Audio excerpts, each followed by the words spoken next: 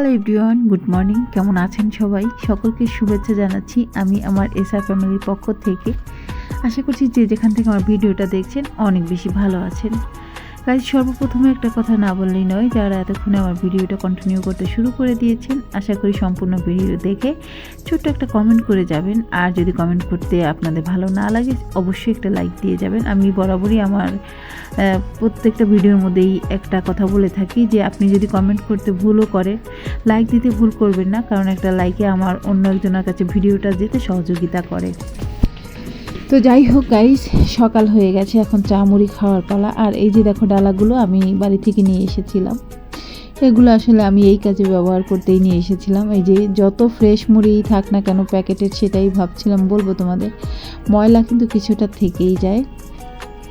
মুড়িগুলো কিন্তু অনেক ফ্রেশ, কিন্তু জানি না এত বেশি ফ্রেশের পিছনে হয়তো বা অন্য কোনো কারণ থাকতে পারে, ফরমালিন দিয়ে হয়তো বা তৈরি করা হয়েছে এত সুন্দর তাজা মুড়ি, কিন্তু ব্র্যান্ডের মুড়ি তো, এটা তো আর দোষও বলতে পারতেছি না। যাই হোক, তারপরও আমি এই যে মুড়িগুলো চেলে সুন্দর করে রেখে দিচ্ছি, অনেক ধুলাবালি কিন্তু বের হয় চালার পরে। এই কাজের জন্যই কিন্তু আমি এই ঝুড়িগুলো নিয়ে এসেছি গ্রাম থেকে।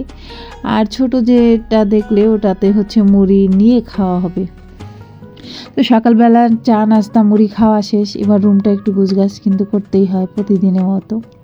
ওদিকে অহনা বাবা হচ্ছে পড়াচ্ছে, আমার বড় মেয়েটাও পড়ছে, আর মেজো মেয়েটা অন্য কোচিংয়ে চলে গেছে। এদিকে আমি একা একা বসে কী করব, ভাবলাম একটু গুছগাছ করি। একা একা এই পাশে ভালো লাগছে না, ওরা ওই পাশে ব্যস্ত। আমি এই ফাঁকে হচ্ছে ড্রেসিং টেবিলটা একটু পরিষ্কার করে নিলাম, আর এদিকটা হচ্ছে প্রতিদিনই ময়লা করা হয়। আজকে হয়তো আমি একটু আগে পরিষ্কার করলাম, হয়তো আধা ঘন্টা 1 ঘন্টা পরে এসে দেখবো সাবেক মানে যে অবস্থা ছিল আবার ঠিক সেই অবস্থায় পৌঁছে দেবে আমার মেয়েরা। তো সেই জন্য ভালো লাগে না। ওরা হচ্ছে পাউডার ফেলবে, তো এটা সেটা ফেলবে, তেল ফেলবে, ফেলে একেবারে অবস্থা খারাপ করে দেয়। দেখো যে কালো কালো দাগ হয়ে গেছে, ওগুলো কিন্তু তেলের দাগ।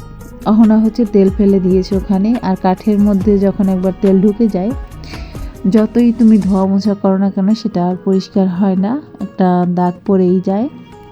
কাঠের মধ্যে তেল পড়লেই একটা ঝামেলা, সেটা যেতেই চায় না, কাঠের মধ্যে চুপসে নেয় তেলটা। তো যাই হোক, অনেক কথা বললাম, বলতে বলতে হচ্ছে এদিকে আমার ড্রেসিং টেবিলটা কিন্তু মোটামুটি পরিষ্কার হয়ে গেছে। আর ওই অফ ক্যামেরাতে আমি চারপাশটাও একটু পরিষ্কার করে নিব। সব রুমে যেতে পারছি না, কারণ হচ্ছে ওদিকে পড়ানো হচ্ছে, আর এই পড়ার মধ্যে ঝামেলা করতে চাইছি না।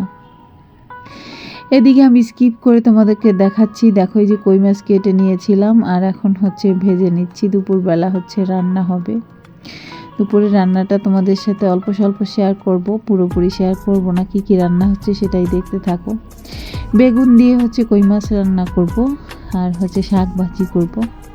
আর আগের একটু তরকারি রয়েছে, যদিও বাসি খাবার খুব একটা খাওয়া হয় না, তবে শীতের সময় মোটামুটি ভালোই লাগে, খারাপ লাগে না। ডাল রয়েছে, কপি তরকারি রয়েছে, সেই কারণে। আর বাচ্চারা হচ্ছে ডিম ভাজি খাবে, সেই কারণে হচ্ছে আমার আর ঝামেলাটা নেই, আমাদের রান্নাটা হয়ে গেলেই হয়ে যায় আর কি।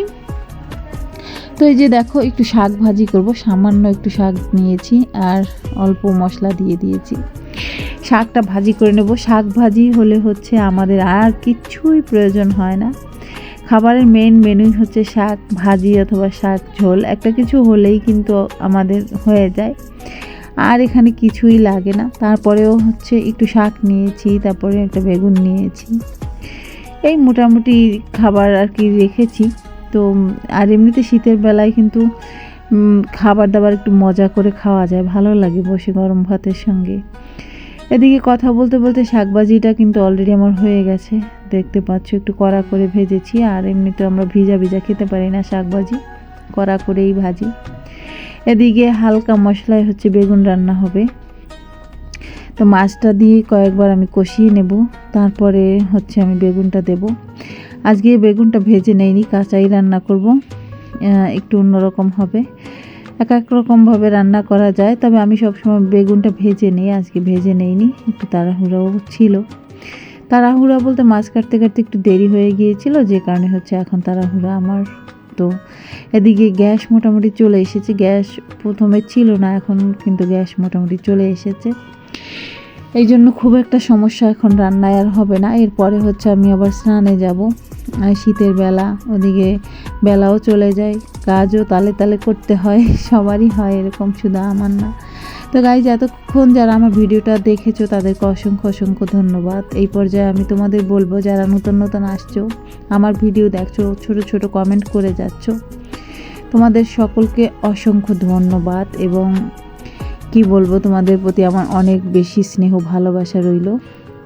আশা করি তোমরা ভালোবাসা রিটার্ন পেয়ে যাবে। আর এদিকে দেখো কিছু ডিম আনা হয়েছে, সেগুলো আমি একটু ভালো রেখে দিচ্ছি ফাঁকে, রান্নার ফাঁকে আর কি।